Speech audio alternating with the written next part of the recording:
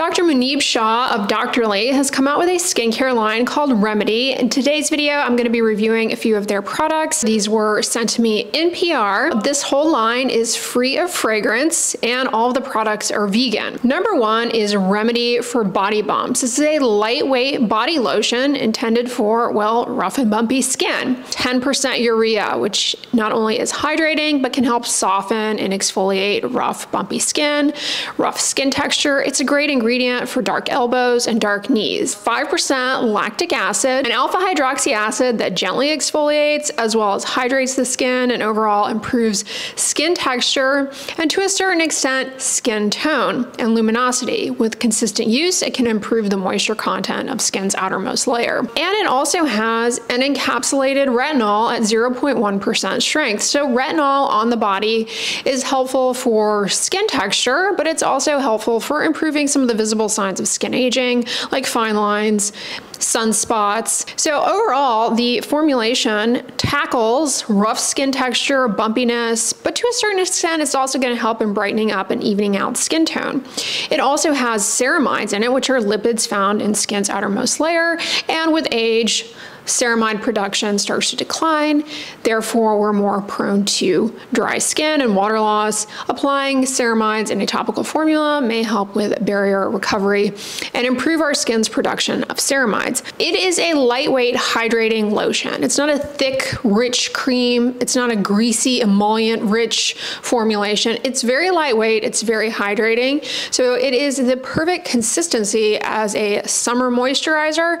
Not to say that you wouldn't enjoy or benefit from using it in the winter months, but I often enjoy formulations of this consistency when it's hot and humid. It looks, feels, and smells exactly like amlactin lotion. So if you have used amlactin and enjoyed using that, you will enjoy the experience of this product, and it offers many similar benefits with the exception of the fact that this particular product also has retinol in it, which is something you may be interested in pursuing to improve the visible signs of skin aging. The formulation, the ingredients, they tackle some of the visible signs of skin aging. For that reason, it is a great product if you are looking to brighten up and improve the look of sun damage, photo aging on the backs of the hands, the chest, the sides of the neck. You know, if you have what's called poikiloderma of Savant, I think you may find that this particular formulation helps to address some of those visible changes and improve the overall appearance of the skin. It's a really good formula. I don't have any problem with it. It doesn't pill. It doesn't leave the skin feeling filmy, greasy. I really liked it. I did go through it very quickly, but then again, that's me. I am a glutton for the moisturizer. Then there's Remedy for Dark Spots. This is a serum, well, for dark spots. This has 0.1% encapsulated retinol. So retinol, ideally you use at night in your nighttime skincare routine because theoretically it could, you know, degrade a bit with exposure to UVA throughout the day. So, you know, that's kind of one of the reasons why it's recommended to apply at night, although that may vary from formula to formula because some formulations are more stable. But all that to say, it's best to apply it at night. Retinol is helpful for dark spots because it helps improve the rate of maturation of the epidermis and helps clear out some of those stained keratinocytes, so to speak. And it also helps with melanocyte biology to cut down on excessive pigment production. 5% niacinamide, well-established cosmetic ingredient for improving the appearance of dark spots. Niacinamide works for dark spots specifically by interfering with the transfer of pigment packets from the pigment-producing cells of melanocytes to the neighboring keratinocytes, which are what constitute the bulk of the epidermis. So in effect, you get less, you know, staining, as I like to describe it, of the skin. Then it also has kojic acid, 1% kojic acid. Now, kojic acid chelates copper, and because of that, it interferes with the enzyme tyrosinase, which is responsible for pigment production. Licorice root, which is helpful for dark spots and for redness as well. This also has mandelic acid, an alpha hydroxy acid that's pretty gentle, can help improve moisture content, but also lightly exfoliate the skin. Then it has 3% tranexamic acid. Now, tranexamic acid taken orally is well established as a very effective treatment for melasma. One of the main players in melasma is, of course, exposure to ultraviolet radiation. Causes an increase in what's called plasminogen activator and an increase in something called arachidonic acid, which is a precursor to prostaglandins. And ultimately, prostaglandins do lead to an increase in pigment production, and that's, you know, part of melasma right there. Also, there's an increase in plasmin, which leads to an increase in what's called melanocyte stimulating hormone, which, as the name implies, stimulates melanocytes to make more melanin. And then you also have an increase in fibroblast growth factor. It's a potent melanocyte growth factor. The increase in plasmin that happens as a result of UV exposure also causes an increase in another growth factor called VEGF, which leads to neovascularization. And I've mentioned this before, but with melasma, it's not just the cells making more pigment, but you also have this underlying vascular component that's leading to more inflammatory mediators coming into the skin.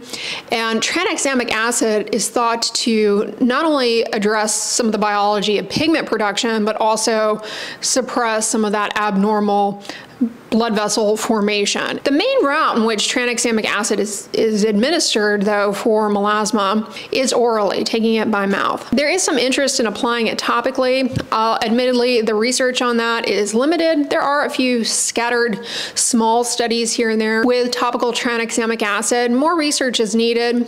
I've heard from a lot of cosmetic chemists that they're suspicious that topical tranexamic acid is doing anything because of the chemistry of it, which I understand. But all that to say, tranexamic acid applied topically, it might help with hyperpigmentation, it might help with redness, and they're using a strength that has been used in the clinical studies that we do have, 3%. It also has 1% silymarin, which has strong free radical scavenging abilities, along with glutathione. So those are antioxidants, which help cut down on oxidative stress that would drive pigment production as well as premature skin aging. Then it has acetylglucosamine, or NAG, and acetylglucosamine.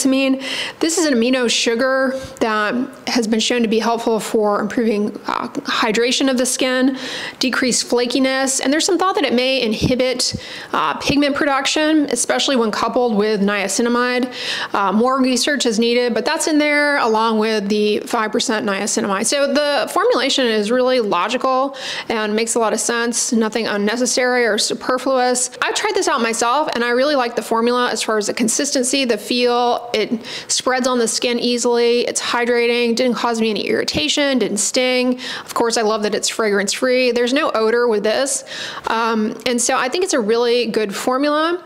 Now, whether or not it's going to work for any one person is very difficult to predict. Some people will have hyperpigmentation, say from just, maybe spend a little bit too much time outside without adequate sun protection, and they may get really, striking results with this, whereas other people may have types of hyperpigmentation that are more involved, have been persistent for a prolonged period of time, maybe have an uncontrolled skin condition driving more stubborn hyperpigmentation. Those people may see little to no results. Some may see a little bit of improvement. So all that to say, I do think it is a good formula worth trying out if you are looking to improve the look of dark spots. You could also use it on the backs of the hands. You also might want to use it like on the upper chest to specifically tackle dark spots. So there's that. It does have 0.1% retinol. So if you're already using a retinol, I don't suggest using this along with it, because using multiple retinols in the same routine, or really just using multiple retinols period to your face, is counterproductive and can just enhance irritancy. And when we're talking about trying to improve the appearance of dark spots, anything that is too irritating to the skin can actually end up worsening those. So if you're already using retinol like that you like and that you're using, make sure you use that and finish it or whatever before pursuing this. There's no need to stack multiple retinols in your routine. Then we have the remedy for pore size. Now, this is a serum that is for individuals who are looking to improve the appearance of pores.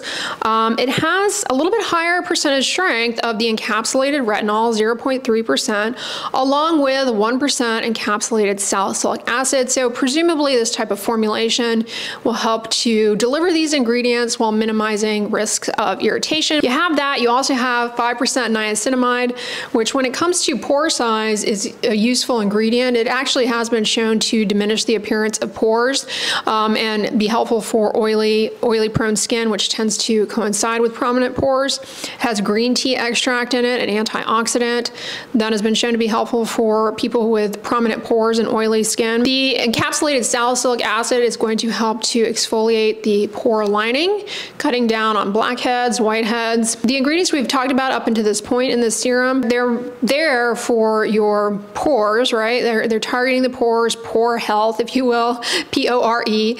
But also they do other things for you, and they're going to also be helpful for any dark spots that you may have as well. So if you have prominent pores and some dark spots, and you're wondering like, oh, which one should I go with? Go with the one for pore size, because it still has ingredients in it that are going to be helpful for dark spots as well. But if you're somebody who just has dark spots, especially more involved hyperpigmentation, stick with the one for dark spots, because that lower percentage strength of retinol still likely as effective. We know that to be the case, but maybe less likely to be irritating.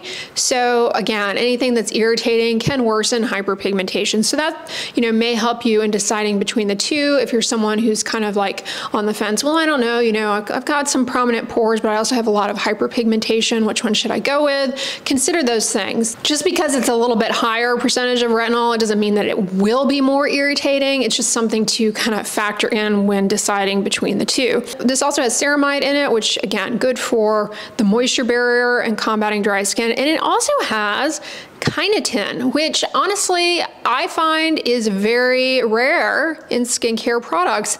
The only product I'm aware of, and I've actually tried it, is a serum from Obagi. Well, I think Obagi has multiple products with kynotin in it, but I purchased a serum from them a couple of years ago, thinking in my head I was going to do a video on kynotin, and I tried it out and it was fine. I didn't really find anything like striking about it, and then I just, got caught up with filming other videos and completely forgot about it. But here we are, and they have put kynotin in their formula, which I think is a good choice, because honestly it's kind of a unique ingredient. What is it? It's actually a plant growth factor that is it works in plants to slow down like yellowing of the leaves and ripening of fruits. But it's an antioxidant, and it has been shown to be helpful for reducing transepidermal water loss. So it has a moisturizing effect and helping with dry skin, and it also may help in diminishing hyperpigmentation and improving skin texture. There's also a lip balm, which I have not tried. Just looking at the ingredients, it looks like it will probably be pretty nice. Free of fragrance, free of flavorants, which are common irritants in lip balms. So I would like to try that in the future. Let me know if you have tried it. But overall, what do I think of these products? I actually think they're really, really good.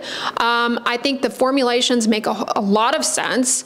The ingredients are directed at the issue that the product claims to be targeting. The thing I like about Remedy for Dark Spots is that it has multiple logical ingredients for tackling hyperpigmentation. And we know that creating a formula for dark spots that has ingredients that tackle multiple arms of the pigment pathways, inhibition of transfer of pigment packets from pigment-producing cells to keratinocytes through niacinamide.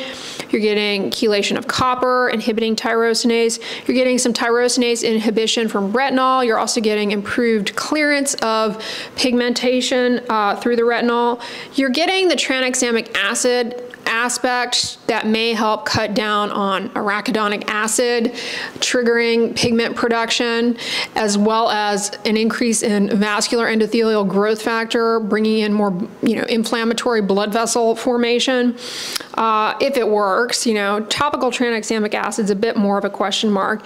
You're also getting licorice root, which calms down hyperpigmentation. You're also getting some antioxidants in there that will help to defend against oxidative stress that drives hyperpigmentation. And you're getting something that is thought to potentially augment the effects of niacinamide on hyperpigmentation and acetylglucosamine. So it's a really logical formula, and it would not surprise me if many people find that it really helps out in improving the appearance of dark spots. Don't expect miracles, especially if you have melasma. Always proceed with caution whenever it comes to trying out any skincare product, because melasma is very fickle, and anything that causes a skin irritation really can worsen melasma quite a bit.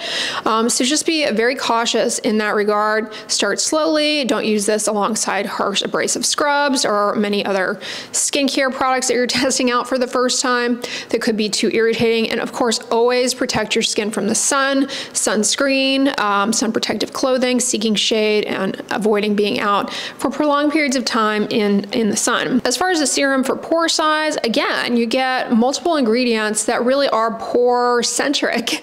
The retinol is helpful for improving the rate of cell turnover within the pore and improving collagen production around the pore. Part of the reason pores become dilated is surrounding sun damage, so this may help in that regard. Then you get the salicylic acid that goes in there and helps to break up those little clumps of keratinocytes that are plugging the pore. You get niacinamide, which is anti-inflammatory, good for the moisture barrier, good for redness, dark spots, but also is beneficial for reasons we don't clearly understand. Is beneficial for acne, oily, prone skin, which tends to come along with prominent pores. You get green tea extract, rich in polyphenols, to cut down on oxidative stress that would otherwise, trigger more inflammation and damage to the skin and make pores more prominent through destruction of surrounding supportive framework. And you have that little plant growth factor, chitin, in there, which is an antioxidant. Now, likewise, when it comes to the remedy for body bumps, you have a formula with multiple bump-fighting ingredients: urea, lactic acid, encapsulated retinol, and ceramides. One thing about keratosis pilaris, let me tell you, it too is pretty individualized in terms of there can be a lot of variability in terms of responses to different keratolytic / moisturizing formulations. Like, a lot of people do really well with ammonium lactate, which is lactic acid and amlactin, but a lot of people find it completely useless. Whereas some people do really well with urea, logically, works. Some people do really well with a combination of urea and retinol. Some people do really well, honestly, alternating different formulations. So it really is a bit of a try and see, tweak, adjust, remain flexible and open-minded, having knowledge of what ingredients actually do target the bumps so you can modify accordingly. But all that to say, I do think the formula is a really good one for not just rough and bumpy skin related to keratosis pilaris, but also just rough skin texture, dry elbows, dry knees, rough skin texture that comes about with sun damage, age-related changes, all of those things. All right, guys, so that's my review of Remedy. I hope this was informative to you all and answered your questions about these products. But if you guys enjoyed this video, give it a thumbs up, share it with your friends, and as always, don't forget, sunscreen and subscribe. I'll talk to you guys tomorrow. Bye.